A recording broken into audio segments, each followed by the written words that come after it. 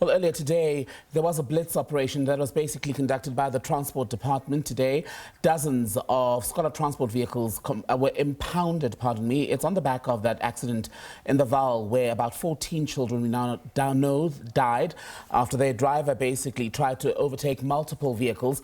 As a result of that overtaking, the combi that they were traveling, in fact, then collided with a truck on a narrow stretch of road in the Vaal. The driver, as Lobang Alam was reporting earlier, appearing in court today where the charges were now escalated, heightened to charges of murder. So the Scholar Transport industry has not taken lightly or kindly to the impounding of vehicles today. They're now threatening, in fact, to stay away tomorrow. Let's bring in the spokesperson for the Gauteng Education Department, Steve Mabona, to get a sense of what this will mean. Steve, good evening. For operations at schools in the province, if these drivers do not report for duty on Friday. Good evening, Fototo, and all our viewers. It will mean that we're going to be disturbed. We will be destabilized as the sector. We cannot allow a situation whereby we are disturbed in that fashion. So we call upon all those that are affected to make sure that they don't stay away from fearing our children. What is being done to ensure that a stay away is averted? Because from what was said today by some of the associations, the things they want basically include the return of the impounded vehicles. This morning, I think it was more than 60 cars that had been impounded because they were unroadworthy. There were some operators also arrested. Is the government able to meet those demands, or at least the return of the vehicles? No, you can't allow anarchy, whereby people will say we're not going to follow the law and say we are then saying this, we want to stay away because we want to perpetually continue break the law, and where our children are impacted and are affected by this, So if law enforcement is doing what they are supposed to be doing, they should be supported. I mean, even parents should be happy that there's this operation and it should continue, because we cannot allow our children not to be unsafe at, where they're supposed to be safe. I mean, when they are ferried to school, they should be arriving safe. So if you're going to allow people to perpetually break the law because they will then threaten that they are going to be staying away, it's unacceptable. Is it true, Steve, that on the issue of operating permits, that the delay is on the part of the authorities that are supposed to issue the said permits to the operators, where they say they've done their bit and they're now basically waiting on government then to issue the said permits? Is that true? No, look, I will not be in a position to be vested on the matters that are of the Department of Transport.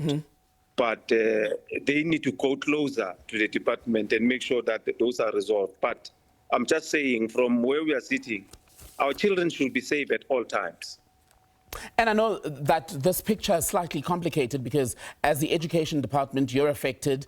These cars ferry children to class, so you're affected then. But the transport department is then the authority that is seized with making sure that every car, every person on the road is licensed accordingly. But ultimately, the gripe with what happened today with the blitz is that it seems as though the government has taken a reactive approach. Yes, there were cars seized, but would this even be happening if tragically the children hadn't died in the crash in the Vaal on Monday? No, those are sporadic activities that will normally happen where cars are impounded. It did happen in the West Rand after we lost children there, and on a continuous basis, the law enforcement agencies were encouraged to continue conduct this, processes and make sure that people comply. We just need to make sure that we comply with the rules of the road and what is required of us. But that's the issue, right, Steve? Because you say even in the West Rand, there was a similar operation conducted after children also tragically died in a similar incident. And that's the point I'm making, that we seem to only be seeing this when tragedy strikes, instead of it being a regular thing to make sure that cars that are not roadworthy, drivers who aren't licensed, aren't, in fact, on the road every day. No, according to information at our disposal, that process did not stop. It continued. And probably it was not maybe publicized because there was nothing that occurred after that incident. It continued. And we encourage it to continue. People must comply so that our children are safe. Okay, so at the beginning you said that as the Gauteng Education Department, what you are asking tonight is for the operators to wake up tomorrow morning, go collect the children, bring them to school, right? Is it a situation that, in all honesty, is beyond your control? So there's nothing you can do at this stage because it's ultimately between the associations and the Transport Department. Is that right? Yes, definitely. It's out of our control.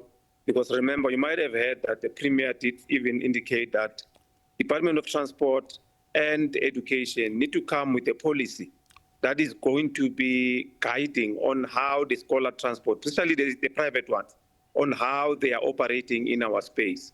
So until that, as the department, really there's no role for us. Department of Transport, community safety, they need to make sure that they finalize this matter. All right, Steve Mabona, Gauteng Education Department spokesperson, speaking to us because associations that ferry children, scholar transport associations, are now threatening to basically stay away from work tomorrow after dozens of vehicles, about 60, were impounded in a blitz operation today. It's on the back of the tragedy in the Val on Monday, where a minibus driver, also a scholar transport operator, 22 years old, who appeared in court today, collided with a truck, killing 14 children on the Val.